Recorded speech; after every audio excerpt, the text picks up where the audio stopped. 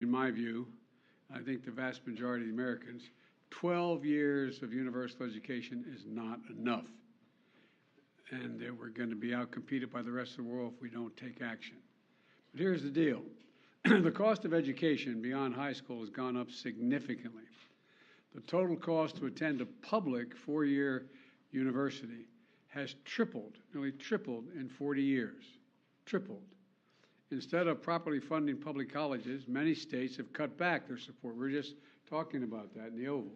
Many states have cut back support for their state universities, leaving students to pick up more of the tab. And for 50 years, Pell Grants had been a key way for the federal government to help lower-income families, particularly those earning less than $60,000 a year, to send their kids to college. Those Pell Grants used to cover 80% of the cost of going to a public four-year college. Today, Pell Grants cover roughly 32%. That's 1/3 of the cost as opposed to before. It matters. I remember walking up, my dad, like probably a lot of your folks, cared a lot about your education. My dad's greatest regret was that he never got to go to college. And my dad was a very well-read man, particularly history, but it was a great regret. And you always say, "Joey, you're going to be a college man." And I'd say, "Dad, but what does that matter? I mean, you can still get fired if you're a college man." He said, "Yeah, but they can never take it away from you. They can never take your education away." And I remember my senior year, I got into one of the little Ivies, and I got into a number of schools, and we're trying to get the money, even with financial assistance, to be able to go there. We had 4 kids, all of us wanting to go to school. And I remember going down after a baseball game. I went to a really good school up in Claymont, Delaware, on the Pennsylvania border, and drove down to Newark, Delaware, where my dad worked at an automobile agency. And I walked in, and I had my spikes, and because the reason I was going down, when your dad works at an automobile agency, the great advantage, you get a new car to go to the prom, or a good used car off the lot. You think I'm joking? I'm not joking. And so I went down in my 51 Plymouth with beach towels for seat covers, and I had my uniform on, my spikes off. I ran in, and the woman, whose name was Mary, who ran the place, I said, "Mary, where's Dad?" She said, "He's out in the lane going into the repair shop." Give him my word, true story. And my dad was a well-dressed, refined fella, and I walked out, and my dad was pacing back and forth between the big garage door going into the repair shop and the door going out of the showroom. And he looked up, he said, "Oh, Joey, honey, I'm so sorry. I'm so sorry." And I thought, God, something happened. This is before cell phones. So something happened to one of my brothers or my sister or my mom or something. I said, "What's the matter, Dad?" He said, "I went to see," the guy's name was Charlie Delcher, who was a vice president of the Farmers Bank, which was a state-owned bank that did a lot of the financing of people wanting to purchase a car. He said, "I went to Charlie and asked to borrow the money." He said, "He won't lend it to me." He said, "I'm so ashamed. I'm so damn ashamed." My dad would, my dad was like millions of parents all across the country. Want to help the kids to get to school, but there was just no way to be able to do it. And because he believed, as I do, that education was a ticket to a better life. It's something Jill and I, Kamala and Doug, we understand deeply. I'm sure the vast majority of you do as well. But over time, that ticket has become too expensive for too many Americans. All this means is an entire generation is now saddled with unsustainable debt in exchange for an attempt, at least, at a college degree. The burden is so heavy that even if you graduate, you may not have access to the middle-class life that the college degree once provided. Many people can't qualify for a mortgage to buy a home because of the debt they continue to carry. They carry, it's too high. They can't come up with a down payment anyway. A lot of folks are even putting off starting families because of the cost. And the dream of starting your own business is just way off in the distance with the debt that so many are saddled with. Many of you had to leave school because the financial strain was much too high. About a third of the borrowers have debt but no degree, and worst of both worlds, debt and no degree. The burden is especially heavy on Black and Hispanic borrowers, who on average have less family wealth to pay for it. They don't own their homes to borrow against to be able to pay for college. And the pandemic only made things worse. But we responded aggressively to the pandemic to minimize the economic impact of the harm of COVID imposed on individuals, families, and businesses. You all were there with recovery. Look, we increased unemployment benefits for workers who were laid off. We provided loans to small businesses so they could stay afloat and take care of their families and their employees. We provided assistance to people to put food on the table. Remember those long lines you guys would all film of cars, decent-looking cars, not jalopies, nice cars, just waiting for a box of food to be put in the trunk in the United States of America, waiting for over an hour to get food in a trunk? And we provided rent and mortgage assistance to keep people from being evicted and thrown out in the street. Our approach to help Americans who need it the most was necessary, and it was the right thing to do, and it helped people avoid financial crisis, which helped our whole country as a consequence of that. That didn't benefit them, it benefited the whole economy. Our approach is why America's economic recovery was faster and stronger than any other advanced nation in the world. Now it's time to address the burden of student debt in the same way. Working closely with the Secretary of Education, he's got the hard job, Secretary Cardona. Here's what my administration is going to do to provide more breathing room for people so they have less burden by student debt. And quite frankly, to fix the system itself, which when we came in, we both acknowledged was broken in terms of, anyway. There are three key factors what we're going to do today. First, we've made incredible progress advancing America's economic recovery. We've wound down pandemic relief programs like the ones on unemployment insurance and small businesses. It's time we do the same thing for student loans. Student loan payment pause is going to end.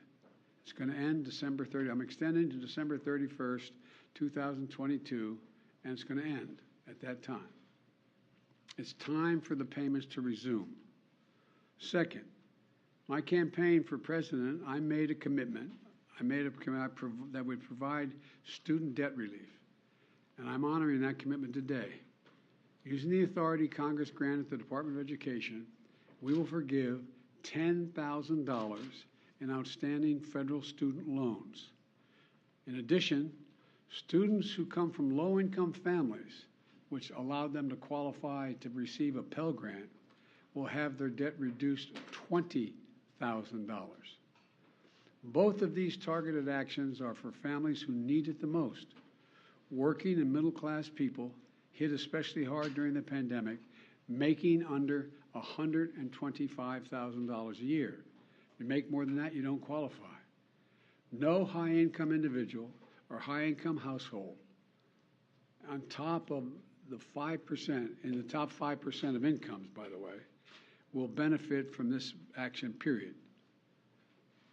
In fact, about 90% of the eligible beneficiaries make under $75,000 a family. Here's what that means. If you make under $125,000, you get $10,000 knocked off your student debt.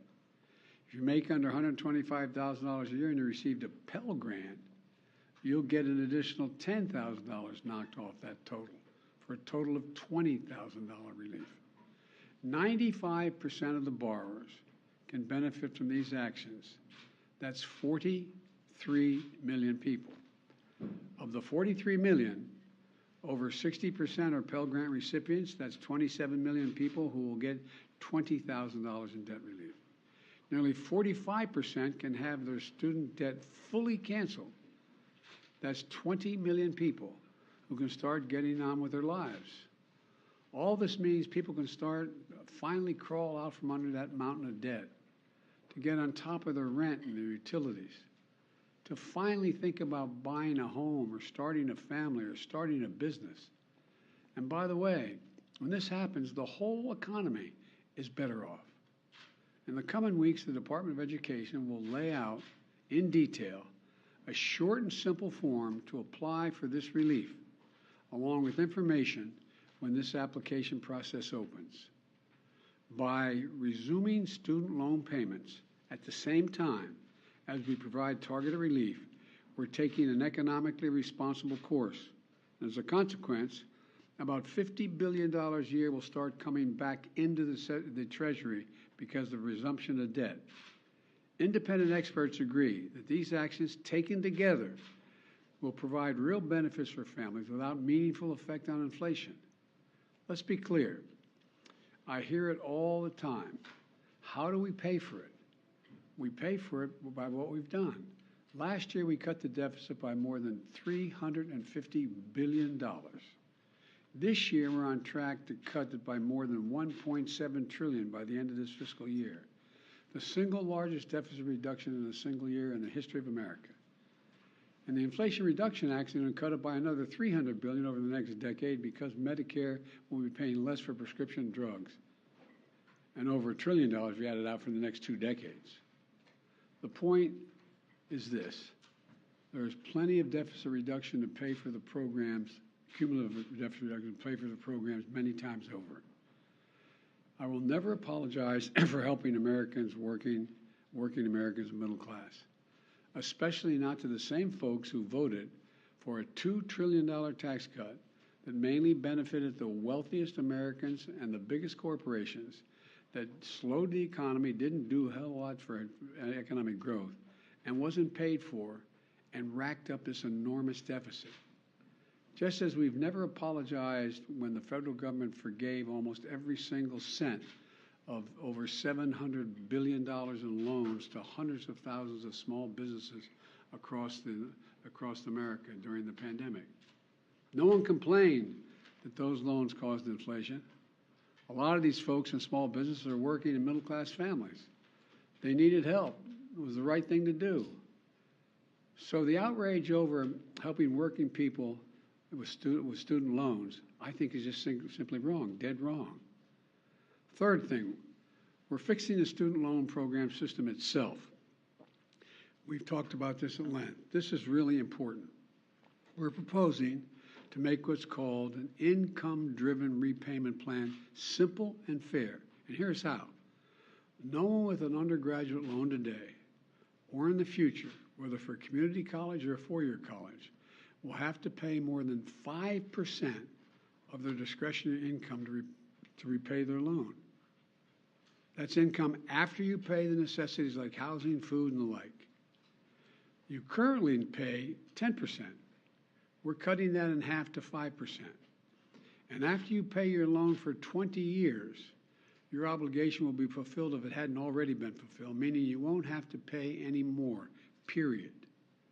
And borrowers whose original balance was less than $12,000, many of whom are community college students, will be done paying just after 10 years. These changes will save more than $1,000 a year on average for the borrower. It's a game changer. We're also fixing what's called, and this has been the bane of driving me crazy when I was out of office, the Public Service Loan Forgiveness Program. Now, this program forgives student loans to encourage those students who have those loans if they go into public service. Think of the millions who are public school teachers, local police officers, workers at local charities, members of the military and the National Guard, and so many more. Think of the folks who work for federal, state, local, tribal governments, keeping essential services going, responding to natural disaster, all those firefighters and cops. The program is designed so that if you serve in one of these jobs, and we'll be able to list those and you'll be able to accurately assess whether you do, and make your loan payments for 10 years, even if it's not consecutive years, your remaining balance will be completely forgiven. It's a great idea, but the program's a mess. It's so inefficient and complicated, too many people just give up. Think of a service member who defers their student loan payment while they're deployed. The system is so restrictive that their active duty service didn't count as public service, and the loan isn't forgiven as promised. It's outrageous. Well, the man to my left is going to fix it. The Department of Education has recently proposed changes that will make this program work better and over the long term, much better. And now the department issues emergency temporary changes to retroactively credit public service so it counts and loans are forgiven. Since I've been in office, more than 175,000 teachers, nurses, police officers have been able to get over $10 billion in loan forgiveness so far through this program. But this opportunity expires on October 31st, 2022. So my message to all servants, all public servants, all those who are the ones that are volunteering, is out with student debt to go. Here's what you want, if you're worried about how to do it, go to pslf.gov before October 31st to see if you qualify for public service student loan forgiveness. This is another game changer. And we're going to have people who are there to help get you, help direct you and work you through the process. And one more big change we're making to the system is we're holding colleges accountable for jacking up costs without delivering value to students. We've all heard of those schools luring students with a promise of big paychecks when they graduate, only to watch these students be ripped off and left with mountains of debt. And my predecessors looked the other way, for some reason, with good reason, to do anything about this fraud. My administration is taking it on. For example, the Department of Education works with private education associations to accredit colleges and universities so they can receive federal aid. Well, last week the Department of Education fired a college accreditor that allowed colleges like ITT and Corinthian to defraud borrowers. And combined with our emergency actions, the Public Service Forgiveness Program and other actions we've taken, we've been able to cancel more than $32 billion in student debt for 1.6 million borrowers, including those defrauded by these bad acting schools. Our goal is to shine a light on the worst actors so students can avoid these debt traps. Now, I understand not everything I'm announcing today is going to make everybody happy. Something is too much. I find it interesting how some of my Republican friends who voted for those tax cuts and others think that we shouldn't be helping these folks. Something is too little, but I believe my plan is responsible and fair. It focuses the benefit on middle class and working families. It helps both current and future borrowers, and will fix a badly broken system. And these actions build on my administration's effort to make college more affordable in the first place. It includes unprecedented investments, nearly $6 billion in historic black colleges and universities, much of which is focused on pandemic relief to help students cover tuition and other costs so they could stay in school. And I must be honest with you, I'm going to continue to fight for doubling the Pell Grants. I didn't get that done this time. Let me say it again. 12 years of universal education is not enough. I'm going to continue to work for universal pre-K for every 3- and 4-year-old, and universal community college for education beyond high school. Let me close with this. I ran for office to grow the economy from the bottom up and the middle out. Because when we do that, everybody does better. Everybody does well. The wealthy do very well, the poor have a way up, and the middle class can have breathing room. And that's going to help America win the economic competition of the 21st century, because much of my time is spent, how do we remain the most competitive nation in the world with the strongest economy in the world, with the greatest opportunities in the world? That's what today's announcement is about. It's about opportunity. It's about giving people a fair shot. It's about the one word America can be defined by, possibilities. It's all about providing possibilities. We're going to have a lot more to say about this. There's a lot of material that's going to be put out as to how this is being implemented. And I want to thank you all, and God bless you all. Thank you, thank you, thank you. Mr. President, how much advance notice did you have of the FBI's plan to search Mar-a-Lago? I didn't have any advance notice. None. Zero. Not one single bit. Thank you. Mr. President, is this unfair to people who chose not to take out loans. Is it fair to people who, in fact, do not own multi-billion-dollar businesses, if they see one of these guys give them all a tax breaks? Is that fair? What do you think? What about people who paid their loans, though, struggle to pay their loans, and now others don't have to?